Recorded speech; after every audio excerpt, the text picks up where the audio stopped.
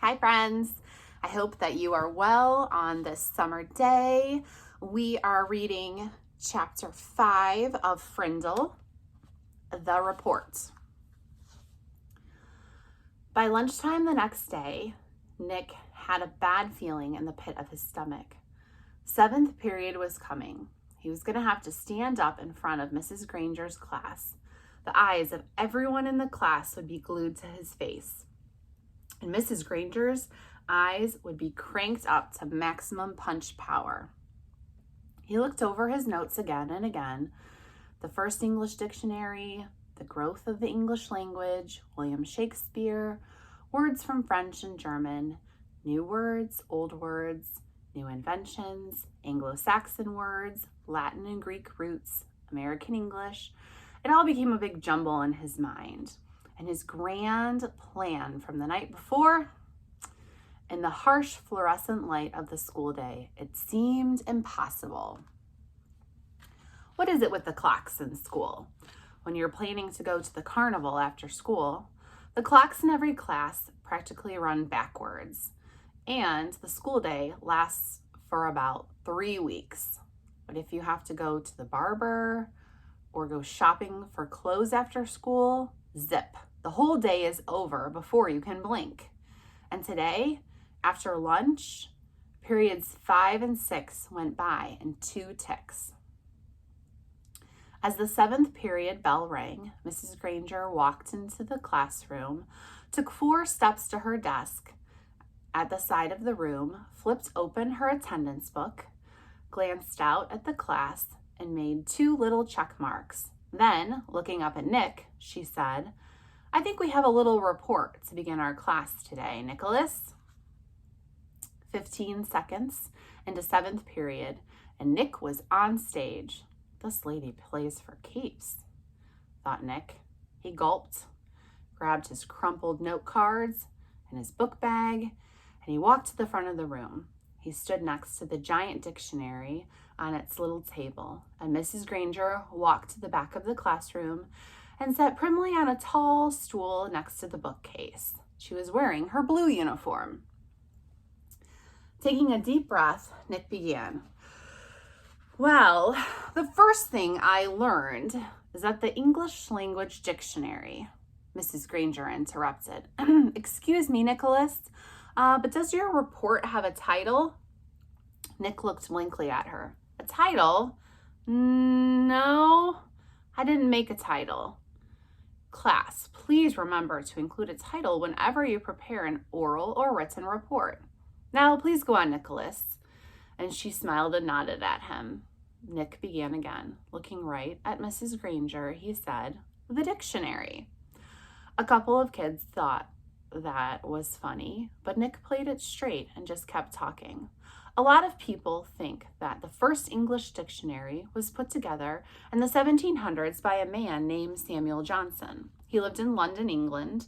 He was real smart. He wrote a lot of books, and he wanted all of the other smart people to have a good dictionary to use, so he made one. But there were other dictionaries before his.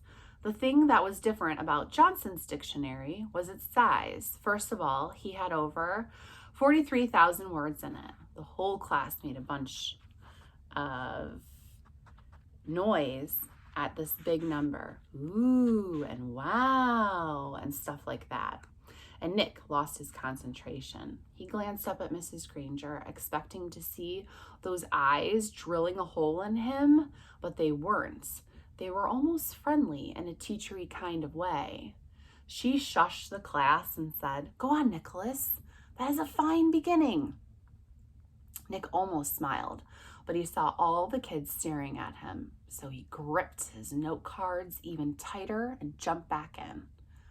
The other thing that Samuel Johnson did that was so special was to choose the words he thought were most important and then give lots of examples showing how the words got used by people. For example, he showed how the word take could be used in 113 different ways. Nick's report went on smoothly for 12 minutes. Nick was surprised at how easy it was to stand there and talk about this stuff.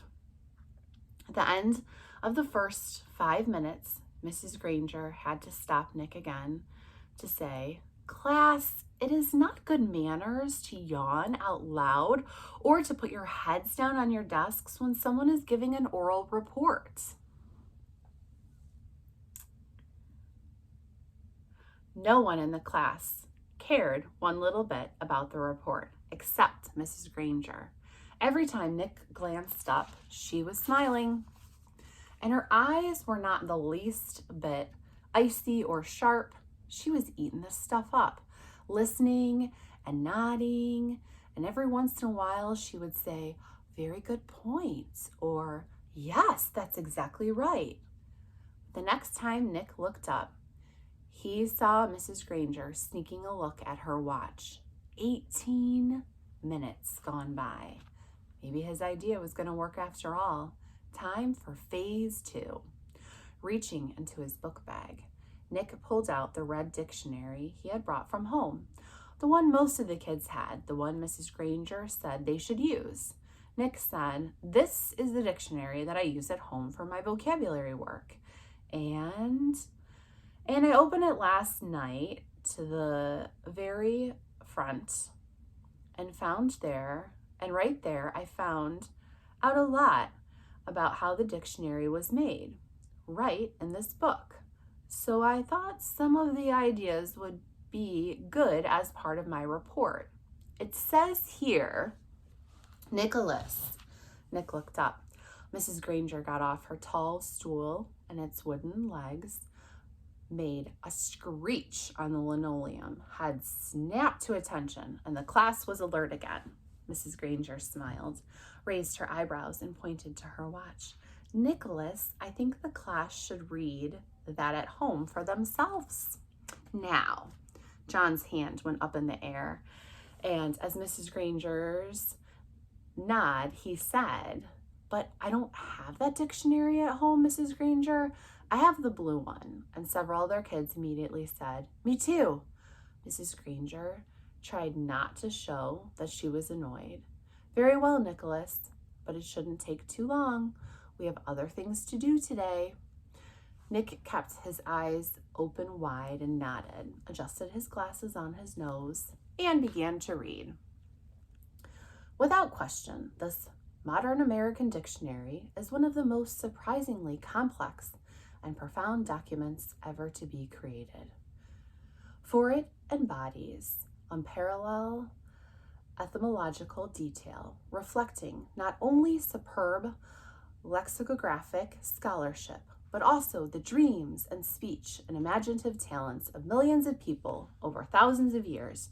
For every person who has ever spoken or written in English has had a hand in its making. It was a long article, and the kids were bored to death, but no one looked bored at all. Every kid in the room knew now that the period was more than half over, and that Nick's report wasn't just a report. It was one of the greatest time wasters he had ever invented. Mrs. Granger knew it too. She had edged around from the back of the room to the side near the windows. Nick glanced up at her now and then as he read, and each time Mrs. Granger's eyes clicked up to a new power level. After 8 minutes of Nick's best nonstop reading, her eyes were practically burning holes in the chalkboard behind him. There were only 10 minutes left in 7th period.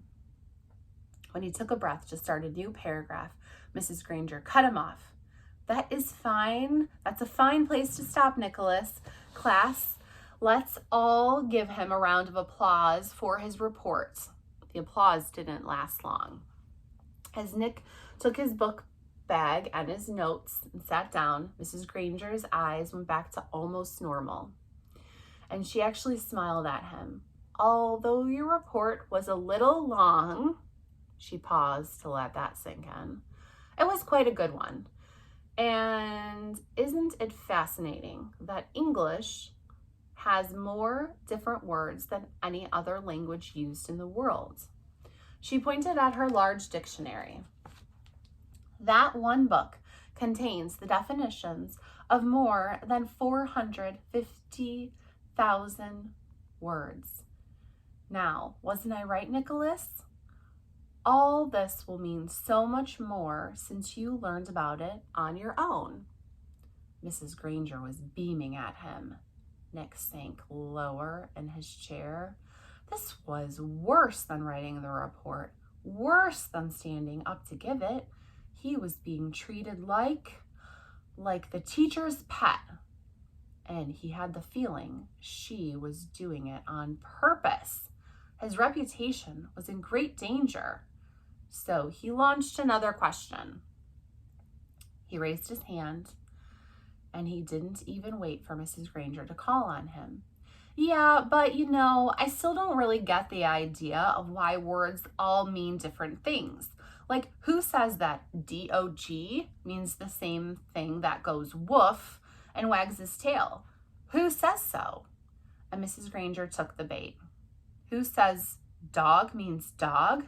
You do, Nicholas. You and I and everyone in this class and this school and this town and this state and this country, we all agree.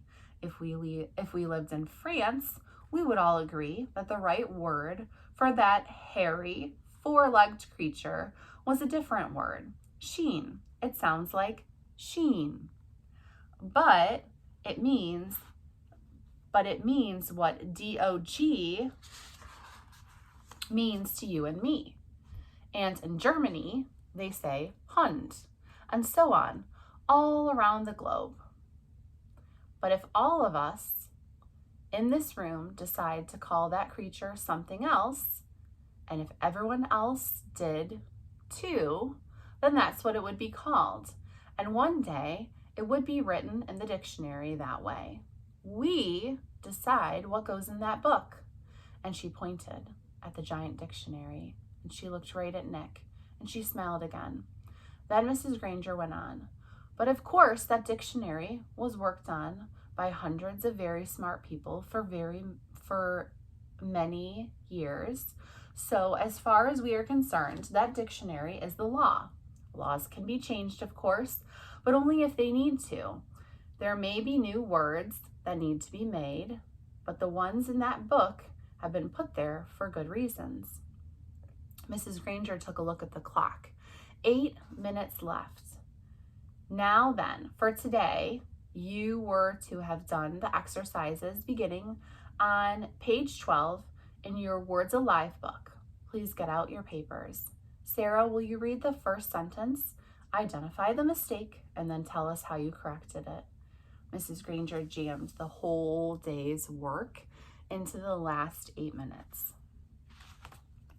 A blur of verbs and nouns and prepositions, and yes, there was another homework assignment. And Nick didn't try to sidetrack Mrs. G again. He had slowed her down a little, but had he stopped her? No way. She was unstoppable, at least for today. All right, friends, that is the end of chapter 5. See you soon.